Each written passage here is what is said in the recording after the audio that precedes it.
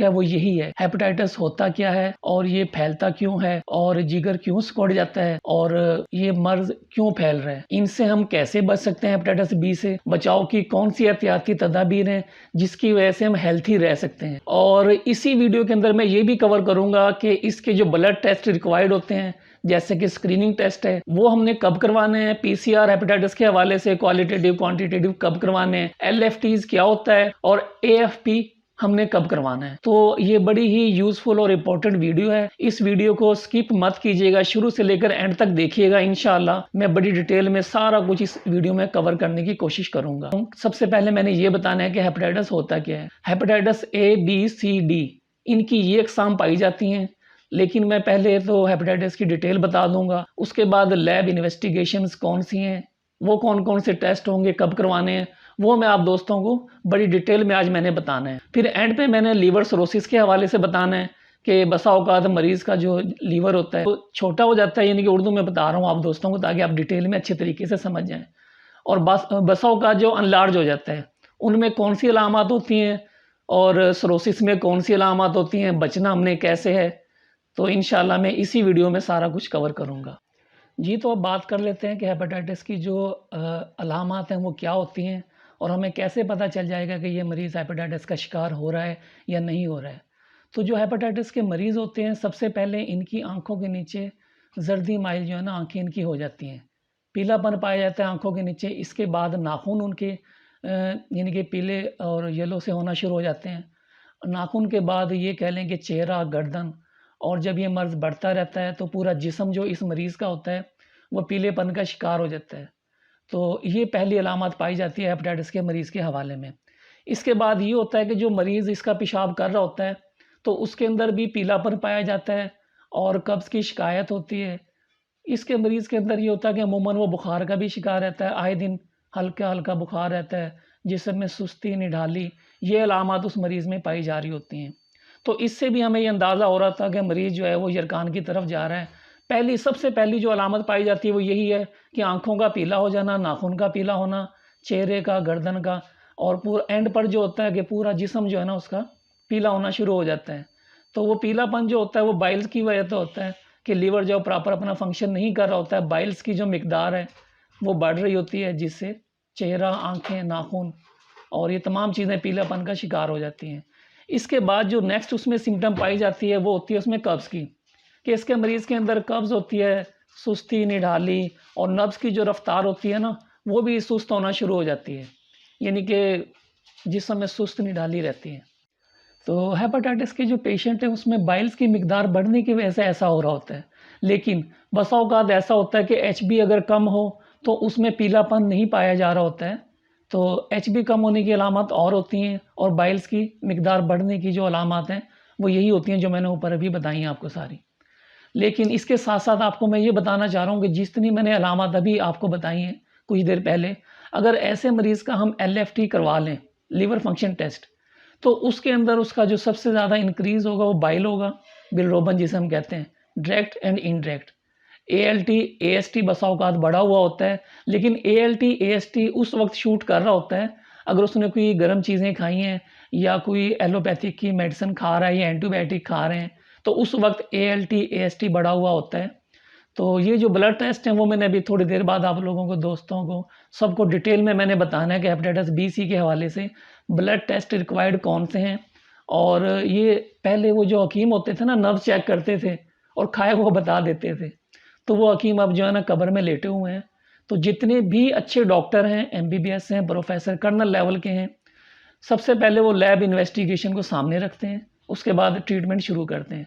उसकी वजह, main reason यही है कि जब तक जो मर्ज़ है डायग्नोज़ नहीं होगा ना तो ट्रीटमेंट नहीं हो पाता है। अब बात फिर ये आ जाती है कि ये जो लैब टेस्ट हैं वो किस लेबॉर्ट्री से करवाए जाएँ। चलो मैं नाम भी बता देता हूँ। लेबॉर्ट्रीज़ में जो पाकिस्तान में बेस्ट 3 लेबॉर्ट्रीज़ हैं, नंबर 1 पे आगा खान है, तो आप इनसे भी रिपोर्ट्स करवा सकते हैं, इनके रिज़ल्ट 100% होते हैं। इसी तरीके से सेकंड नंबर पे आती है शौकत खानम, उनसे आप करवा लें, इनकी रिपोर्ट्स भी एक्यूरेट होती हैं। और थर्ड पे आती है चुगताई लेबॉर्ट्री। चुगताई लेबॉर्ट्री के रेट्स तकरीबन अगर कंपैरेटिवली देखा जाए तो इन 2 लैब से थोड़ा-सा कम है। तो मैं तो बहरहाल यही मशवरा दूँगा कि अगर चुगताई लैब से करवा लें दी बेस्ट रहेगा। इनकी रिपोर्ट्स भी 100% होती हैं। तो अब बात कर लेते हैं हेपेटाइटिस से बचाव कैसे किया जाए और ये किन चीज़ों से फैलता है, हमने इससे सेफ कैसे रहना है। तो नंबर 1 पे, सबसे पहले नंबर पे जो बात आती है वो ये आती है कि हेपेटाइटिस बी सी के हवाले से जो इन्फेक्टेड पेशेंट होते हैं या जो जिनसे हम ब्लड ले रहे होते हैं, उनमें क्या होता है कि हम क्रॉस मैच करवा लेते हैं, लेकिन वो बसा औकात नहीं करवा पाते हैं। गलती की वजह से वो होता पॉजिटिव है और लैब रिपोर्ट्स की रिपोर्ट्स नेगेटिव आ रही होती हैं, तो हम ब्लड ट्रांसफ्यूजन कर देते हैं। अगर वो बंदा इन्फेक्टेड था तो जिस हेल्थी पर्सन को हमने वो ब्लड लगाया है तो वो बंदा भी हेपेटाइटिस बी सी का शिकार हो जाता है। पहले नंबर पे तो ये ब्लड ट्रांसफ्यूजन आ जाता है। दूसरे नंबर पर आता है ब्लेड होता है ना, नाई हज़रात जो, अब एक बंदे की उसने शेव किया या थोड़ा सा इस्तेमाल किया है, उसने उसी ब्लेड को रीयूज़ किया है, तो जब हम उसे हेल्दी पर्सन पर यूज़ कर रहे होते हैं तो वो भी उसका इन्फेक्टेड हो जाता है, शिकार हो जाता है। तीसरे नंबर पे अब छोटी सी बात है लेकिन काबिल गौर है, वो ये है कि घरों में हम कंघी वगैरह या कंघा इस्तेमाल कर रहे होते हैं। खुदा ना खास्ता अगर घर के अंदर कोई जो भी यानी कि इन्फेक्टेड है उससे, हेपेटाइटिस बी से या सी से, अब वो सर में बसा हुआ ज़ख्म होते हैं, वो सर में जिस वक्त कंघा कर रहा होता है तो उसका हल्का सा ब्लड वहाँ लग जाता है।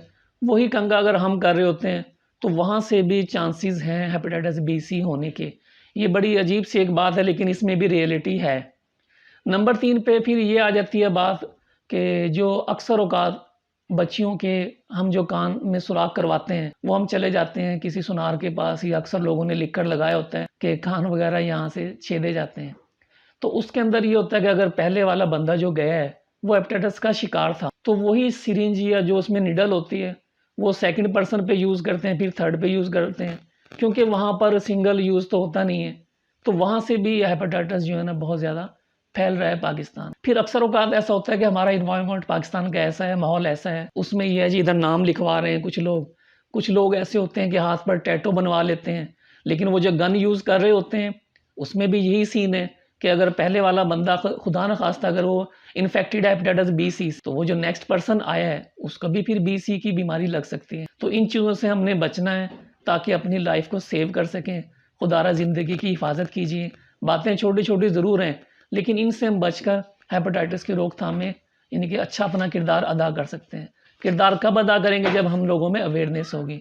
तो मेरी कोशिश ये है इंशाल्लाह, जितनी भी मेरी मालूमात हैं टेस्ट के हवाले से, मेडिसिन के हवाले से, लेकिन इस वीडियो में मैंने मेडिसिन का जिक्र नहीं करना है, वो आने वाली टाइम में एक नेक्स्ट वीडियो में बना दूंगा कि हेपेटाइटिस बी सी के हवाले से ट्रीटमेंट में कौन सी ऐसी मेडिसिन है जिनके रिजल्ट्स काफ़ी ज़्यादा अच्छे हैं, तो वो नेक्स्ट वीडियो में इंशाल्लाह होगा। तो बात मैं अभी ये कर रहा हूँ कि ये जो मैंने बताई हैं बातें कि टैटू बनवाने से इनसे भी यानी कि फैलता है। फिर अक्सर लोग क्या करते हैं, हाथ पे नाम वगैरह लिखवा लेते हैं, इस बाजू पर लिखवाया है, तो उसकी वजह से ये होता है कि गुस्ल भी नहीं हो रहा होता है। लेकिन ये चलो मामला दीन के और हैं थोड़े से, लेकिन जितना मेरा इल्म है ये बताना चाह रहा हूँ कि जिस वक्त वो उसमें कलर सा भर देते हैं, तो अगर वो हिस्सा जब पानी टच उसे नहीं होगा तो फिर गुस्ल के मसाइल का भी प्रॉब्लम होता है। तो मेरा कहने का मकसद ये है कि हमें अवेयरनेस होगी तो हम चीज़ों से बचेंगे ना, तो इन चीज़ों से हमने बचना है।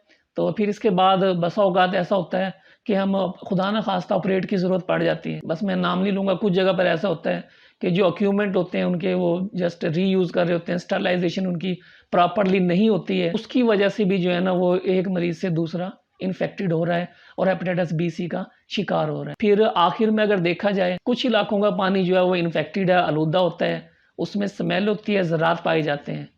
तो पानी की वजह से भी यानी कि हेपेटाइटिस बी सी पाकिस्तान में रेशो बहुत ज़्यादा बढ़ रही है। तो हमें ये चाहिए कि फ़िल्टर का पानी इस्तेमाल करें। अगर फ़िल्टर का नहीं कर सकते हैं तो कम से कम इतनी पॉसिबिलिटीज़ ज़रूर हैं कि पानी को हम गर्म करके फिर इस्तेमाल करें, तो इंशाल्लाह इससे भी काफ़ी ज़्यादा हिफाजत रहेगी। लेकिन बेहतर ये है कि फ़िल्टर का पानी इस्तेमाल करें, जिसे कहते हैं ना कि जान है तो जहान है। अगर हम हेल्दी रहेंगे तो हर चीज़ का मुकाबला भी कर सकते हैं, बात भी करेंगे, दीन की खिदमत भी कर सकते हैं, इबादत भी कर सकते हैं। तो नेक्स्ट जो ऑप्शन आता है हेपेटाइटिस बी सी बढ़ने का, ये कह लेंगे सबसे ज़्यादा जो रीज़न्स हैं वो ये हैं, होटलिंग की वजह से होता है। हम आए दिन क्या कर रहे हैं, खाना बाज़ार से मंगवा रहे हैं, गोश्त, कढ़ाई, मुर्गन ग़िज़ाएँ। होटलिंग में असल में होता ये है कि टाइटल उनका बड़ा नीट एंड क्लीन होता है, बड़े-बड़े ब्रांड्स हैं, मैं नाम नहीं लूँगा। तो उनका जो बैकग्राउंड में वर्किंग हो रही होती है उसमें सफाई-सुथराई नहीं है। तो हमें होटलिंग से बचना चाहिए, बाज़ार के जितने भी खाने वगैरह हैं उनसे हमें अवॉइड करना चाहिए। तो ये भी हेपेटाइटिस बी सी को हमें सेफ रखने के लिए एक बहुत बड़ी वजह है। तो जी अब बात कर लेते हैं हम लैब इन्वेस्टिगेशन के हवाले से कि हमें lab investigation, laboratory test, blood test किस टाइम पर करवाने चाहिए, कौन कौन से टेस्ट इनमें रिक्वायर्ड होते हैं हेपेटाइटिस बी सी के हवाले से। तो चूँकि मेरा ताल्लुक एक प्राइवेट लैब से भी है, इसलिए मैं थोड़ा सा नॉलेज भी काफ़ी ज़्यादा रखता हूँ लैब टेस्ट के हवाले से। तो जैसे मैंने अलामात बताई थी कि आँखों के पीछे या आँखों के नीचे हल्के बनना शुरू हो जाते हैं, आँखें पीली हो जाती हैं, चेहरा पीला है, जो नाखून है वो पीले होना शुरू हो जाते हैं, बाजू यानी कि अगर पीलापन पाया जा रहा है पेशाब में भी पीलापन है और उसमें स्मेल भी ज़्यादा आ रही है। तो इन अलामात के अंदर सबसे पहले जो है ना आपने स्क्रीनिंग टेस्ट करवाने हैं। स्क्रीनिंग टेस्ट के अंदर 2 टेस्ट होते हैं, एंटी-एचसीवी, एचबीएस-एजी, वायरल मार्कर भी इसको कहते हैं। हेपेटाइटिस बी सी उर्दू में बिल्कुल सिंपली कह लें। तो ये 2 टेस्ट जो है हमें सबसे पहले बेसिक टेस्ट हैं, ये बल्कि साल 6 माह बाद जो है ना हमें रेगुलरली करवाते रहना चाहिए। खुदा ना खास्ता जितनी मैंने प्रिकॉशंस बताई हैं, अगर हमारा उधर ग्रिप कम थी, हम उधर लापरवाही कर गए हैं, नेग्लिजेंसी है, तो फिर हमें जो है ना ये 6 माह बाद अगर जो टेस्ट मैंने भी बताए हैं वायरल मार्कर या आप इस हेपेटाइटिस बी सी सिंपली किसी भी लैब पर, जैसे मैंने 3 लैब का पहले जिक्र किया है, मेरा तो मशवरा यही है कि अच्छी लैब से आप टेस्ट करवाएं। छोटी लैब से करवाएंगे, उस स्ट्रिप पे करेंगे, उसकी ना वो मिकदार लिखी होती है कट ऑफ वैल्यू, ऐसे ही उन्होंने नेगेटिव पॉजिटिव की रिपोर्ट दे देनी है, ना डॉक्टर सेटिस्फाइड होंगे जो अच्छे डॉक्टर हैं और ना कम अज़ कम मरीज़ खुद सेटिस्फाइड होते हैं। तो मैं बात कर रहा था कि जैसे थोड़ी सी भी अलामात आप में शुरू हों तो सबसे पहले 2 टेस्ट आपने करवाने हैं। अगर अल्लाह करे वो क्लियर आ जाएँ, फिर तो टेंशन की इतनी बात नहीं है। जस्ट वो लीवर थोड़ा-सा आपका डिस्टर्ब है, उसकी मेडिसिन खाएँ, किसी डॉक्टर से राब्ता कीजिए, इंशाल्लाह अल्लाह पाक करम कर देगा। अगर खुदा ना खास्ता वो पॉजिटिव आ जाता है, फ़र्ज़ कर लें अगर हेपेटाइटिस बी या सी पॉजिटिव आ गया है, तो इट्स मीन कि वो वायरस तो पेशेंट के अंदर है, लेकिन साथ उसकी कट ऑफ वैल्यू लिखी होती है भी स्ट्रांगली पॉजिटिव है या वीकली पॉजिटिव है। तो अगर 1 से ज़्यादा है, मिसाल 8, 10, 15, 20 तक है, तो वो स्ट्रांगली पॉजिटिव है। तो इसके बाद जो है ना हम ये नहीं कह सकते कि ये पेशेंट या ये जो सामने भाई बैठे हुए हैं, तो ये इन्फेक्टेड हो गए और इनका इलाज किया जाए। इलाज के लिए जितने भी डॉक्टर्स अच्छे हैं, वो सबसे पहले पीसीआर करवाते हैं। फर्स्ट टाइम जो है, अक्सर डॉक्टर क्वांटिटेटिव करवाते हैं और अक्सर अपनी-अपनी मर्ज़ी होती है क्वालिटेटिव भी करवा लेते हैं। इन दोनों में जो डिफ़रेंस है वो भी मैं आपको बता देता हूँ। क्वालिटेटिव में वायरस की एक्टिवेशन का पता चलता है। स्क्रीनिंग में तो हमें ये पता चल गया है भी पॉज़िटिव है और इतनी कट ऑफ वैल्यू से पॉज़िटिव है। लेकिन हेपेटाइटिस सी का क्वालिटेटिव हमें करवाने से ये पता चलता है कि ये जो वायरस अंदर ज़िंदा तो है, आया ये लीवर को डिस्टर्ब भी कर रहा है या नहीं कर रहा है। अगर वो डिस्टर्ब कर रहा है, फिर मेडिकेशन की ज़रूरत है, ट्रीटमेंट की ज़रूरत है। अब वो बात नहीं है, इंशाल्लाह अब तो 2 से 3 माह के अंदर ये इसका ट्रीटमेंट करते हैं और मरीज़ अल्लाह पाक उसे सेहत दे देता है।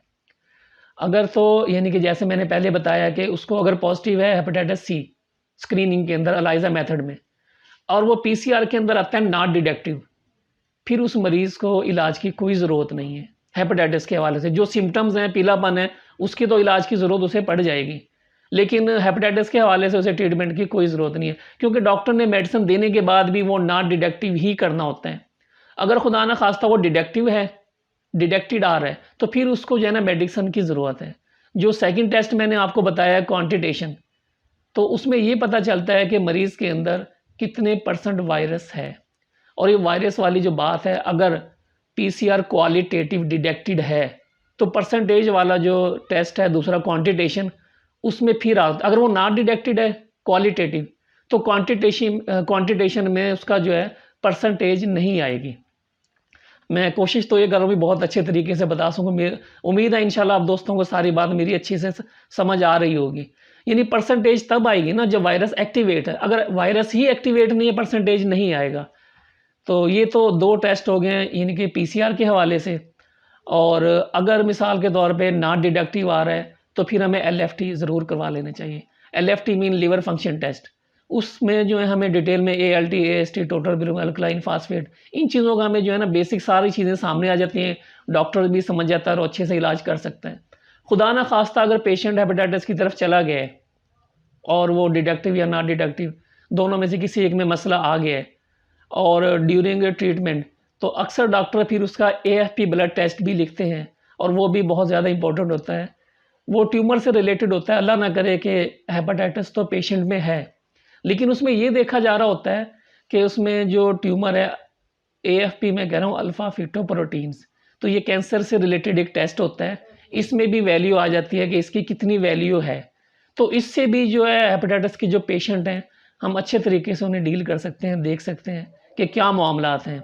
लेकिन मैं थर्ड टाइम फिर एक बार आप दोस्तों को मैं बताना चाह रहा हूँ कि जब भी आप टेस्ट करवाएं अच्छी लैब से करवाने हैं, आगा खान, शौकत खानम या फिर चुगताई लेबॉर्ट्री। इन तीनों लैब्स की रिपोर्ट कोई डॉक्टर, प्रोफेसर, कर्नल रिजेक्ट नहीं कर रहा होता है। लेकिन लोकल लैब की निस्बत इनके प्राइस थोड़े से ज़्यादा ज़रूर हैं, लेकिन यह है कि इनकी जो एक्यूरेसी होती है वो 100% होती है, उसमें डाउट नहीं है। जैसे मैंने पहले भी बताया कि अक्सर हकीम लोग वो बताते थे ऐसे नब्ज़ चेक किए हमने, डॉक्टरों के पास टाइम है ना, मरीज़ के पास इतना टाइम होता है। सारा जो ट्रीटमेंट का जो इन्हसार है वो सारे लैब रिपोर्ट्स पर होता है। उम्मीद करता हूँ आप दोस्तों को मेरी आज की वीडियो पसंद आई होगी। अगर पसंद आई है तो मेरे चैनल को लाइक भी कर दीजिए, सब्सक्राइब भी कर दीजिए, बेल आइकन को भी दबा दीजिए, तमाम चीज़ें कर दीजिए। और अगर सदका जारिया समझकर शेयर करना चाहें ताकि और दोस्तों का भी यानी फ़ायदा हो सके, शेयर भी ज़रूर कर दीजिएगा। तो इंशाल्लाह मैं इस तरह की वीडियो जो है ना वो अपडेट करता रहता हूँ, तो चैनल को ज़रूर सब्सक्राइब कीजिए।